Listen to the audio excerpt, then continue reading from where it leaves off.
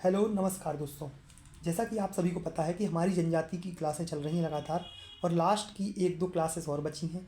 इसके बाद हमारी यूनिट 10 पूरी तरह से कंप्लीट हो जाएगी, जिसमें आज की क्लास में हम जो पढ़ेंगे वो पढ़ेंगे जनजातियों का भौगोलिक विस्तार कहाँ कहाँ पे है, और इसके अलावा भौगोलिक विस्तार के अलावा जनजातीय जनगणना के बारे में थोड़े से तथ्य हम इकट्ठे करेंगे जहाँ से क्वेश्चन डायरेक्ट आ रहे हैं। ठीक है, हम उठपटांग कुछ भी नहीं पढ़ेंगे जहाँ से क्वेश्चन नहीं आ रहे हैं, ज़रूरत भी नहीं है उसकी। सिर्फ जो वो चीज़ पढ़ेंगे जो डायरेक्ट पेपरों में देखने को मिल रही है। ठीक है, डायरेक्ट जो पेपरों में देखने को मिल रही है वही पढ़ेंगे।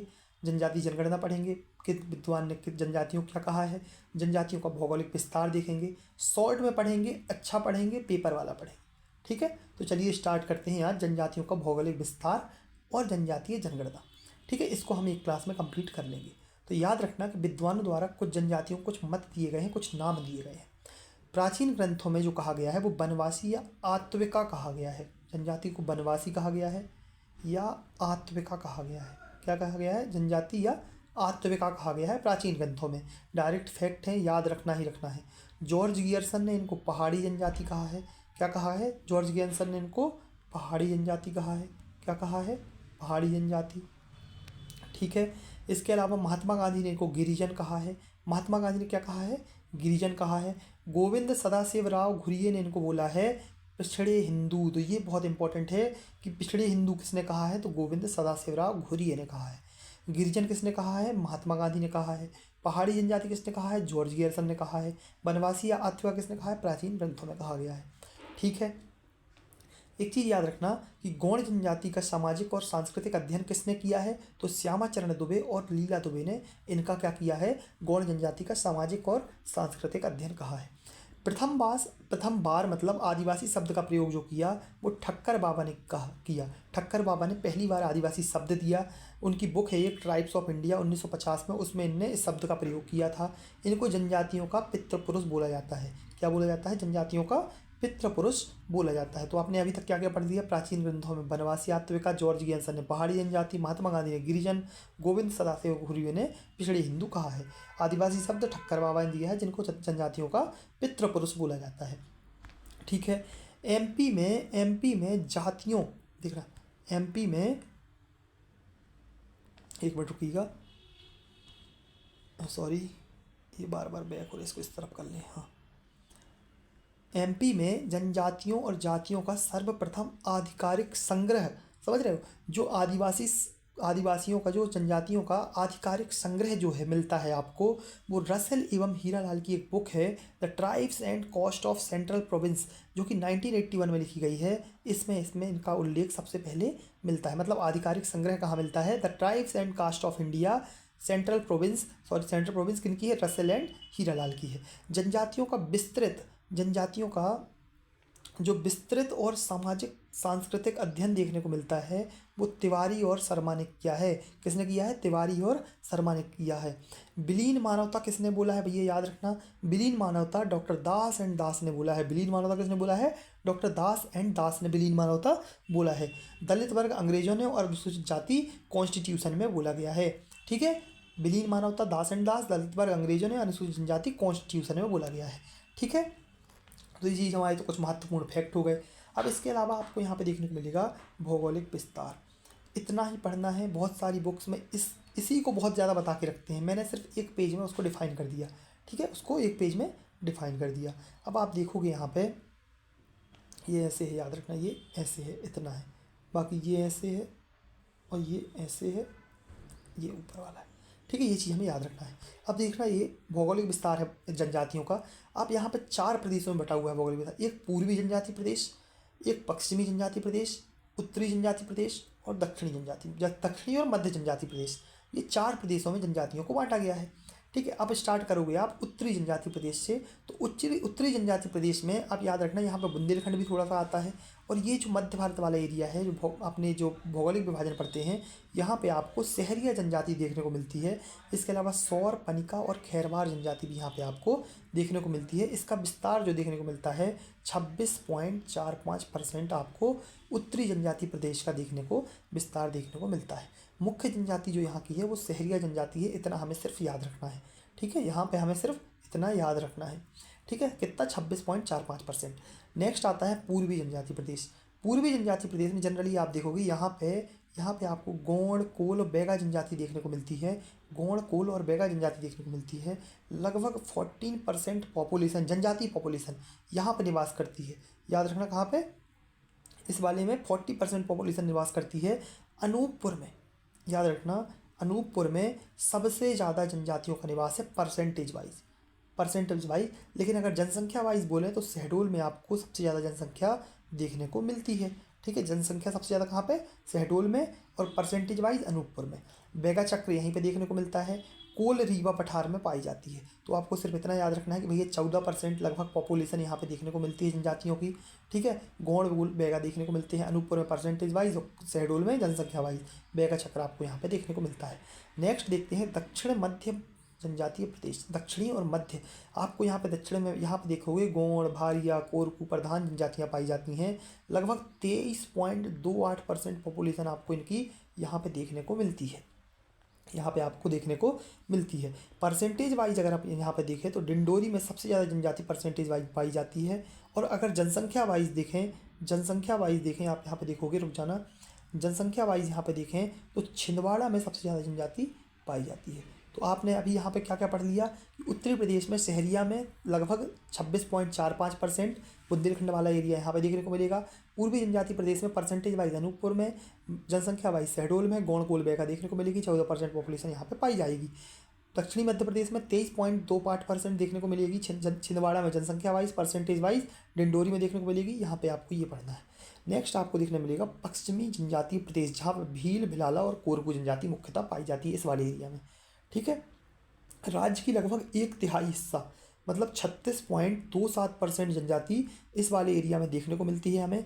अलीराजपुर में परसेंटेज वाइज, जनसंख्या में धार में सबसे ज़्यादा जनजाति यहाँ पे पाई जाती है। तो हमने ये चारों प्रदेश भौगोलिक विस्तार में चारों प्रदेश हमने पढ़ लिए।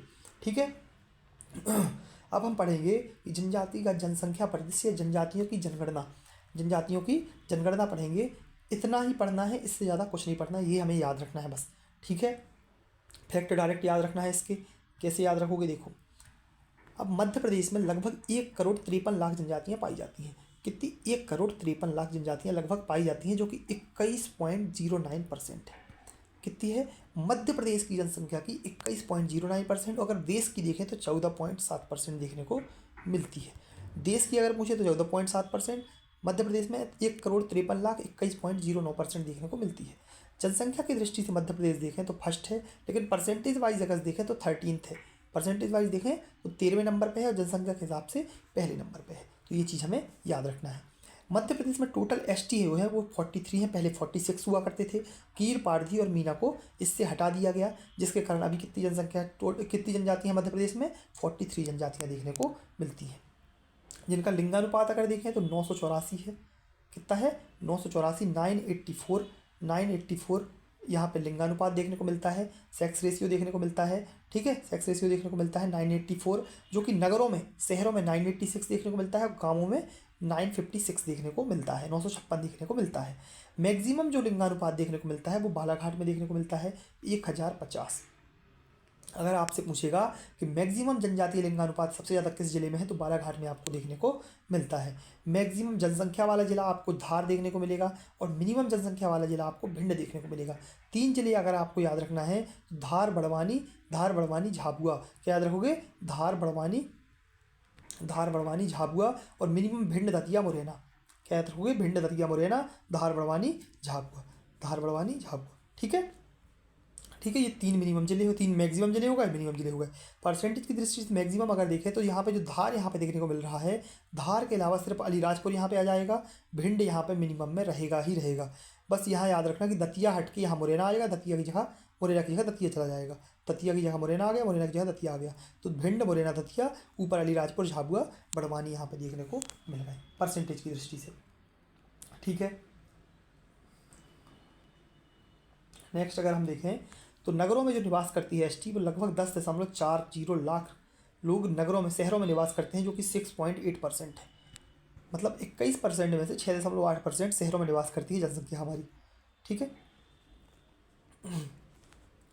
शहरी क्षेत्रों में आदिवासियों की निवास की दृष्टि से याद रखना, जो शहरों में आदिवासी लोग रह रहे हैं उनकी निवास की दृष्टि से भिंड पहले स्थान पे है और लास्ट में डिंडोरी है जो कि 1.6%। भिंड में 76.8% जनजातियाँ शहरों में रहती हैं, डिंडोरी में 1.6% जनजातियाँ शहरों में रहती हैं। तो आपको याद रखना है शहरी क्षेत्रों के आदिवासियों की दृष्टि से, निवास की दृष्टि से भिंड पहले नंबर पर है और लास्ट में कौन है, डिंडोरी है। ठीक है। मैक्सिमम एसटी जनसंख्या जो 10 की वृद्धि वाला जिला है, मतलब आपको याद रखना है कि 10 की वृद्धि कितनी हुई है, 25.20%, 25.20% 10 की वृद्धि, मतलब 10 सालों में वृद्धि हुई है जनसंख्या की। लेकिन जो सबसे ज़्यादा हुई है किस जिले में हुई है, सबसे ज़्यादा छतरपुर में हुई है, सबसे कम कहाँ हुई है, मंदसौर में हुई है। सबसे ज़्यादा छतरपुर में, सबसे कम मंदसौर में यहाँ पे आपको देखने को मिल रही है। बाकी इसके अलावा नकारात्मक मतलब माइनस में कहाँ हुई है भैया वृद्धि, तो मंदसौर, भिंड, उज्जैन में। तो भिंड में तो भैया पता है सबसे कम है, उज्जैन भी देखने को मिल रहा है, तो मंदसौर में सबसे कम, मतलब आपने मिनिमम 10 की वृद्धि पढ़ी तो मिनिमम सबसे ज़्यादा मंदसौर में ही है, -11%। इसके अलावा भिंड और उज्जैन भी यहाँ पे आपको देखने को मिलते हैं।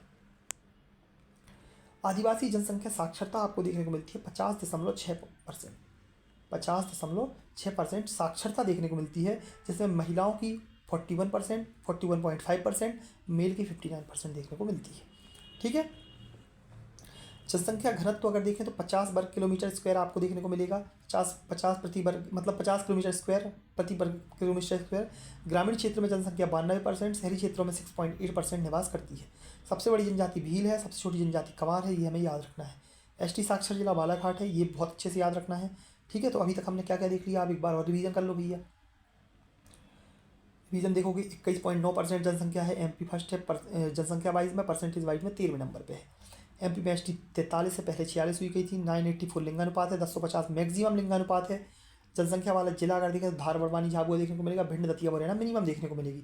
परसेंटेज वाइज में अगर हम देखें तो अलीराजपुर, झाबुआ, बड़वानी देखने को मिलेगा, और इसके अलावा मिनिमम में जाए तो भिंड, मुरैना, दतिया देखने को मिलेगा।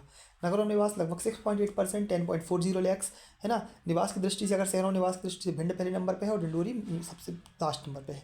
10 की वृद्धि देखें तो 25.2% 10 की वृद्धि देखने को मिलती है। मैक्सिमम कहाँ पे हुई है, छतरपुर में, मिनिमम मंदसौर में हुई है। मंदसौर में मिनिमम हुई है तो मतलब निगेटिव हुई है, -11.8% निगेटिव हुई है।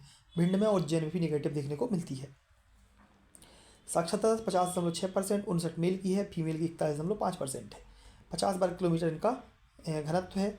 ग्रामीण क्षेत्र में जनसंख्या 92%, शहरी में 6.8%। सबसे बड़ी भील, सबसे छोटी कवार और एसटी साक्षर जिला बालाघाट देखने को मिलता है।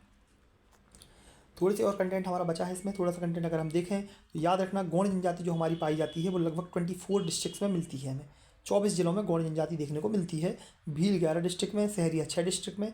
यहाँ पे थोड़ा सा हमें याद रखना है, मतलब आपसे पूछे कि गौड़ जनजाति कितने जिलों में है, तो 24 जिलों में है, भील 11 जिलों में है और 6 जिलों में आपको सहरिया भी जनजाति देखने को मिलती है। छतरपुर टीकमगढ़ में सौर जनजाति में फर्स्ट है, रीवा कोल में फर्स्ट है। तो याद रखना सौर जनजाति कहाँ पाई जाती है, तो वो पाई जाती है छतरपुर टीकमगढ़ में, जिसमें फर्स्ट रैंक पे है छतरपुर टीकमगढ़। रीवा में कोल जनजाति पाई जाती है, उसमें फर्स्ट रैंक पे है।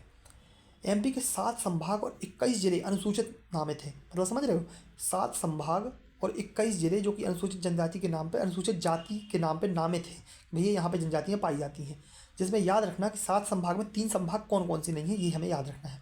भोपाल, सागर, ग्वालियर नहीं है। 7 याद रखने से अच्छा 3 ना याद रख लो, वो हमें ज़्यादा अच्छा है कि भोपाल, सागर और ग्वालियर इसमें सम्मिलित नहीं है।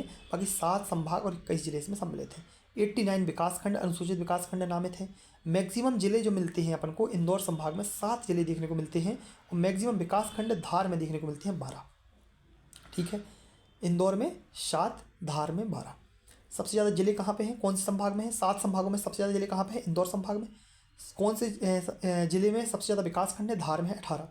इंदौर में याद रखना, इंदौर में 8 जिले हैं, आपको पता होगा इंदौर में 8 जिले हैं, लेकिन 7 जिले सम्मिलित हैं। एक जिला कौन सा सम्मिलित नहीं है, तो याद रखना इंदौर स्वयं इसमें सम्मिलित नहीं है। ये चीज़ हमें थोड़ा सा याद क्लिक करके रखना है। ठीक है। संकेंद्रण सूचकांक में अगर देखें तो मिनिमम 0.04% भिंड में देखने को मिलता है और धार में मैक्सिमम 7.98%। संकेंद्र मतलब कहाँ पे ज़्यादा जनसंख्या देखने को मिलती है। ठीक है। बाकी एक समिति है चंदा समिति, 1960 में इसका गठित हुआ था। किसी समुदाय को SC ST सम्मिलित करने के लिए इस समिति का गठन किया था 1960 में। इसने 5 मानक दिए थे, भैया भौगोलिक एकाकीपन हो, विशिष्ट संस्कृति हो, आदिम जाति के लक्षण हो, पिछड़ापन हो, संकोची स्वभाव हो, तो इसके तहत आप इसको पिछड़ी जनजाति घोषित कर सकते हो। टोटल 424 जनजातियाँ अभी रिसेंटली घोषित हो चुकी हैं। ठीक है। तो ये हमारा पूरी तरह से आज भौगोलिक विस्तार भी समाप्त हो गया। ठीक है, ज़्यादा बड़ी बड़ी क्लासेस नहीं कर रहे हैं कि आपको देखने में आसानी हो, एक एक टॉपिक को एक क्लास में हम कंप्लीट कर रहे हैं। अगर आप लोगों को कंटेंट और क्लास पसंद आ रही हो तो आप लोगों तक सब्सक्राइब करें और लाइक करें। धन्यवाद।